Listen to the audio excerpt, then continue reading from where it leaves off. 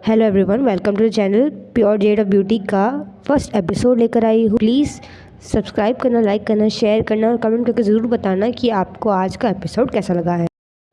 हमें चाइना के गुसू टाउन को दिखाया जाता है, जहाँ पर आधा शहर तो पानी में ही है। उस शहर में बहुत सारे मिथिकल क्रीचर्स रहते हैं और उनमें से मेन है मरमेड्स, सायरन्स और मरमैन्स। साल में खूब सारी शिप्स वहाँ पर जाती हैं कि उनमें से किसी क्रीचर को वो पकड़ सके बेचने के लिए, क्योंकि इन क्रीचर्स की दाम बहुत ही हाई अमाउंट में बिकती है और बहुत सारे विदेश में से लोग आते हैं सिर्फ इनको ख़रीदने के लिए। आज भी उनमें से एक दिन था जब सारे फिशरमैन्स ओशन के बीच में इकट्ठा हुए थे सिर्फ उन मिथिकल क्रीचर्स को पकड़ने के लिए। वो फिशरमैन अपना जाल बिछाते हैं और वेट करते हैं कि कोई ना कोई मर क्रीचर तो उसके अंदर फंसेगा ही, और वही होता है। एक मरमेड उसमें फंस जाती है। वो फिशरमैन जल्दी से उसे खींचने लगते हैं, लेकिन एकदम कुछ और मरमैन्स और मरमेड्स उस मरमेड को नीचे पानी के अंदर खींचने लगते हैं, जिसके कारण उनका नेट टूट जाता है और वो मरमेड फ्री हो जाती है।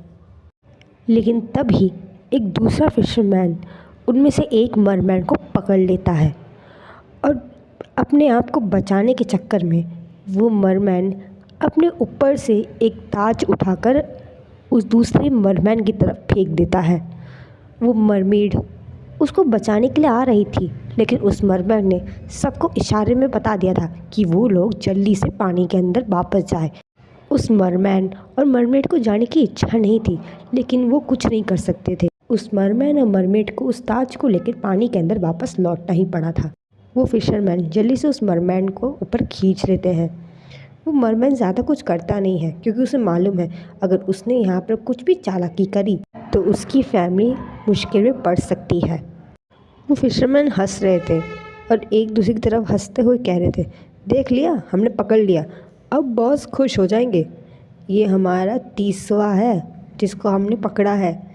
हाँ, पूरे के पूरे 30 हो गए हमारे पास।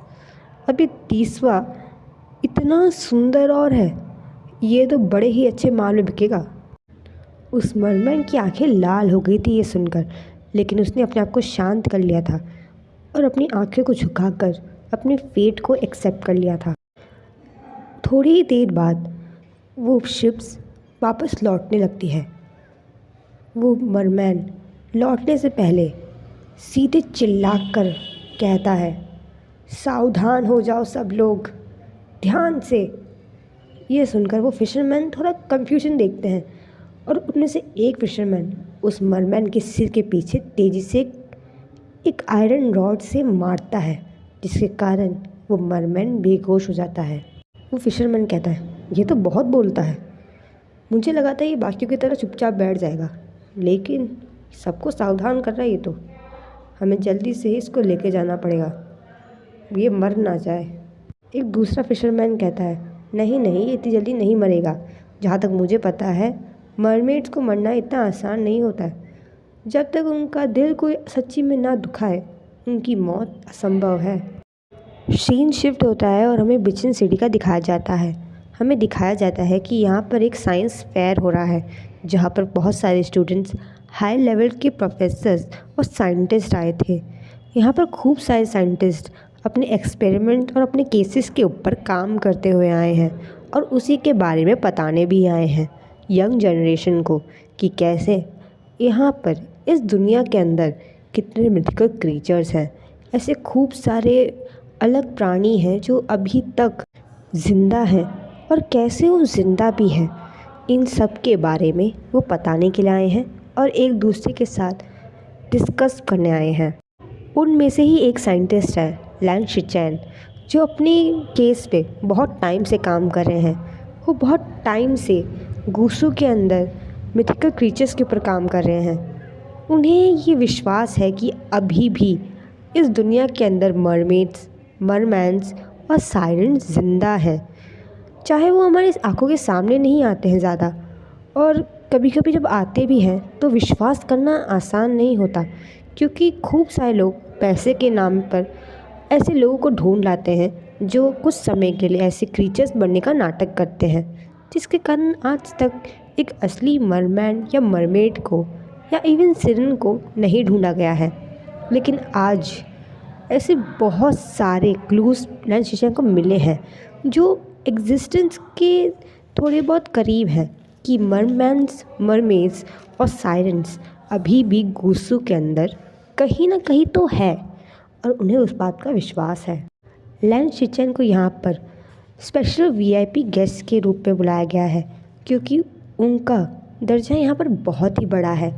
वो एक तो लैंड ख़ानदान से आते हैं जो नंबर 1 फैमिली में से है, रॉयल फैमिली के, और साथ ही में उनका जो एक्सपेरिमेंट्स, केसेस और साथ ही में उनका दर्जा जो है एक साइंटिस्ट के रूप में वो बहुत ही बड़ा है। तो सब लोग उनकी रिस्पेक्ट करते हैं। लैंड शिचेन अपनी स्पीच देते हैं और अपनी स्पीच के दौरान वो सबको बताते हैं कि कैसे यहाँ पर मरमेड, सायरन और मरमैन्स अभी भी ज़िंदा है गोसू के एरिया के अंदर। वो खूब सारी इमेजेस, ऐसे डीएनए टेस्ट जो उन्होंने वहाँ पर करे थे वो सब दिखाते हैं, जिसको देखकर सब ही शॉक हो गए थे कि हाँ ये सब भी सच है। अभी भी मरमैन्स, मरमेड्स और साथ ही में सायरन्स ज़िंदा है, लेकिन वो हमारे सामने क्यों नहीं आते? उसका जवाब लैंड शिचेन ने आराम से दी। मरमैन्स, मरमेड और सायरन इन सब के पास ही बहुत सारी अलग तरीक़ों की पावर्स होती है। उनमें से सिर्फ मरमेड्स और मरमैन्स के पास ही एक स्पेशल पावर होती है जो है क्राउन। ये क्राउन एक लौता एक ऐसा सिंबल है जो मिथिकल क्रीचर्स को बहुत ही ज़्यादा पावर देता है। और मरमेड्स और मरमैन एक लौते ऐसे स्पीशीज़ है जिनको ये क्राउन का एक्सेस है। ये क्राउन सारे के सारे ओशन के पानी वेव को कंट्रोल करता है और साथ ही में उनके पास एक नेकलेस और है जिसके कारण ये तीनों क्रीचर्स इंसान के फॉर्म में कभी भी आ सकते हैं। वो नेकलेस किस रूप में होता है किसी को नहीं मालूम। कभी कभी वो उनकी आँखों के अंदर मिलता है तो कभी उनके माथे के ऊपर, कभी उनके छाती के साइड में, कभी उनकी टेल पे ही कहीं एक ऐसे रूप में फॉर्म होता है कि लोगों को पता भी नहीं चलता। वो कभी भी अपने आप को पकड़ने आने में देते नहीं हैं और अगर उनके हाथों कभी भी इंसान आए या वो कभी इंसानों के हाथों पकड़े गए तो वो कोशिश करते हैं कि उनका क्राउन कभी भी इंसानों के हाथ ना आए, जो एक रियलिटी में अच्छी ही बात है क्योंकि ये क्राउन इंसानों के हाथ आने पे बहुत ही ज़्यादा डिस्ट्रक्शन कर सकता है।